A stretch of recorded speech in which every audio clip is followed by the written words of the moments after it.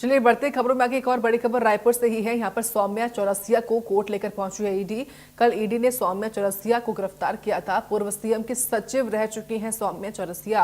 आबकारी घोटाले मामले में गिरफ्तारी हुई थी। पूछताछ के बाद ईडी ने गिरफ्तारी की थी।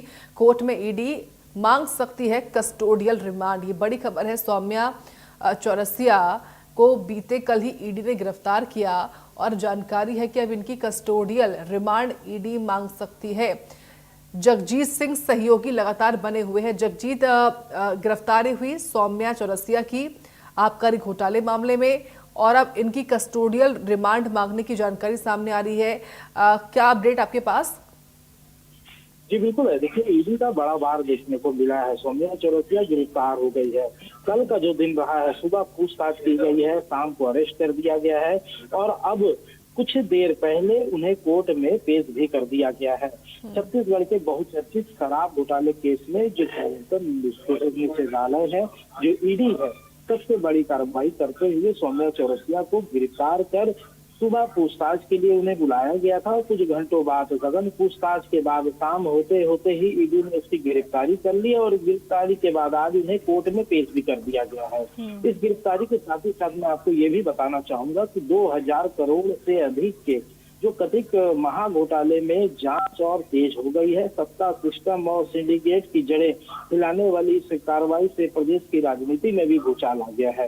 ईडी ने लगातार इस बात का खुलासा किया है कि एसीबी में जो एफआईआर किया गया है और जो दर्ज कराई गई है, एफआईआर में आरोप है कि तत्कालीन जो भूपेश बघेल सरकार के कार्यालय में एक संगठित शराब सिंडिकेट के जरिए राज्य भर में अवैध जो कमाई की गई है, जो नेटवर्क चल गया है, उसके तहत इन्हें गिरफ्तारी की गई, उनके तहत इनसे पूछताछ की गई है। इस पूरे सिंडिकेट की अगर मैं बात करूं तो आईएएस अनिल टूटेजा, आबकारी विभाग तत्कालीन एमडी एमपी त्रिपाठी, कारोबारी जो अनवर घेवर है, उनकी निर्णायक भूमिका रही है। जांच एजेंसी का ये भी दावा किया गया है कि शराब कारोबार के लाइसेंस, सप्लाई और वितरण के नाम से अवैध कमीशनखोरी, जबरन वसूली या सुनियोजित तरीके से सरकार राजस्व का भारी नुकसान पहुंचाता था। तो तमाम इन पूरे मामले को लेकर के अब जब मामले को कोर्ट में पेश कर दिया गया है तो देखने वाली बात यह है कि कस्टोडियल रिमांड की जो मांग कर रही है ईडी लगातार, वो कितने दिन की और बढ़ सकती है, किस तरीके से पूछताछ की जा सकती है, किस तरीके से पूछताछ में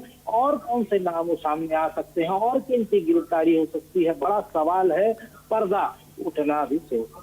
बिल्कुल जगजीत, और देखिए गौर रहे कि खुद सौम्या चौरसिया लगभग 2.5 साल जेल में बिता भी चुके एक अन्य घोटाले मामले में और अब उनकी लेकर घोटाले मामले में जिस तरीके से गिरफ्तारी हुई है, क्या ये माना जाए जैसा कि खुद आप भी कह रहे हैं कि और भी गिरफ्तारियां हो चुकी हैं, पूर्व मुख्यमंत्री की सचिव रह चुकी है। लेकिन ये बताइए, लेकर घोटाले मामले में ईडी की ओर से क्या बताया गया, उनकी भूमिका किस तरीके से थी?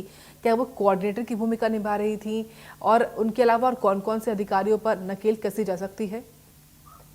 जी बिल्कुल, देखिए, इसमें आधा दर्जन से ज्यादा लोग की गिरफ्तारी हो चुकी है। कई लोगों के खिलाफ मामले पेंडिंग है, न्यायालय में वो विचाराधीन है, मामले चल रहे हैं। कई लोग जेल के भीतर अभी भी पड़े हुए हैं। तो जांच एजेंसी जिस तरीके से लगातार इस बात का दावा कर रहे हैं कि शराब कारोबारी की जो लाइसेंस है, सप्लाई है, वितरण है, उसमें कमीशनखोरी, जबरन वसूली, इस तरीके से जो सुनियोजित तरीके से सरकारी राजस्व को भारी पैमाने में नुकसान पहुंचाया गया है। देखिए, ये छत्तीसगढ़ का मामला जरूर है जो शराब घोटाला, लेकिन देश के सबसे बड़े शराब घोटाले का जब कहीं देश में जिक्र होगा तो उसमें रायपुर और छत्तीसगढ़ का जिक्र जरूर होगा। तो उस लिहाज से ये मामला काफी बड़ा हो जाता है। एक के बाद एक लोगों से पूछताछ की जा रही है, एक के बाद एक पूछताछ के बाद जो उससे नए साक्ष्य सामने आ रहे हैं, जिन लोगों के नाम लिए जा रहे हैं, उनकी गिरफ्तारी हो रही है। तो मामले में अभी जिस प्रकार से न्यायालय में इन्हें पेश किया गया सौम्या चौरसिया को, तो उनसे कस्टोडियल जो रिमांड पे लिया जाएगा, तो उनसे पुनः जो है वो पूछताछ की जाएगी। पूछताछ के बाद पूरे मामले में और भी खुलासे हो सकते हैं, लेकिन इसके लिए थोड़ा सा इंतजार करना पड़ेगा। किस तरीके की जांच, किस तरीके की पूछताछ हो रही है, उससे किन किन के नाम आ रहे हैं, ये आने वाले समय में हम इंडिया न्यूज के दर्शकों को जरूर बताएं।